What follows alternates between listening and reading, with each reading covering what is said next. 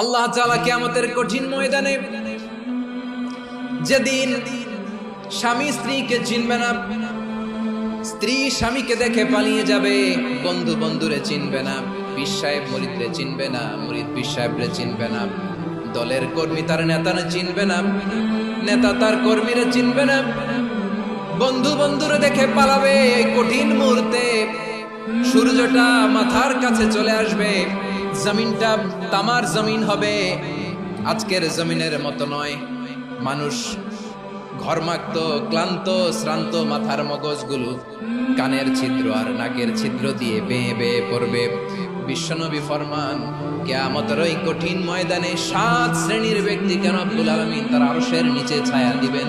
তার মধ্যে প্রথম শ্রেণীর ব্যক্তি হলো ইমামুন আদিল, যে ইনসাফের সাথে বিচার করে, যে জাস্টিস সমাজে সার্ভ করে, যে সুশাসন নিশ্চিত করে, ওই ইমামুন আদিল। আদিল শব্দটা বুঝছেন না? ইন্নাল্লাহা ইয়া'মুরু বিল আদল, পাইছেন?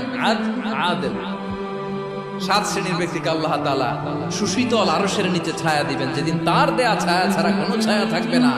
এর প্রথম হচ্ছে ইমামুন আদিল, ন্যায়পরায়ণ শাসক। চিল্লায় বলেন সুবহানাল্লাহ।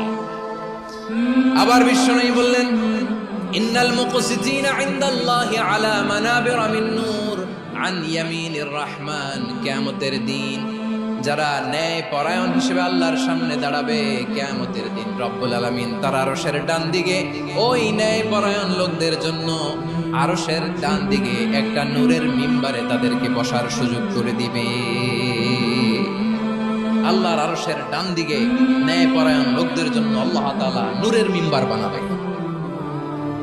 4টে কেন কথা মনে করেছেন? আল আদাল, জাস্টিস।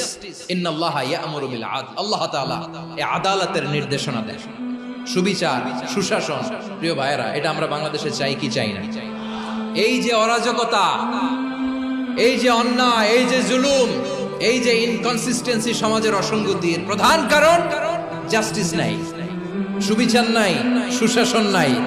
শেষবারের মতো আওয়াজ করে বলেন তো, আমরা বাংলাদেশে আদল চাই কি চাই না? তাহলে প্রথম নির্দেশনা শেষ। আল্লাহ তাআলা তোমাদেরকে আদলের আদেশ দেন। এরপরে আল্লাহ বললেন, আমি তোমাদের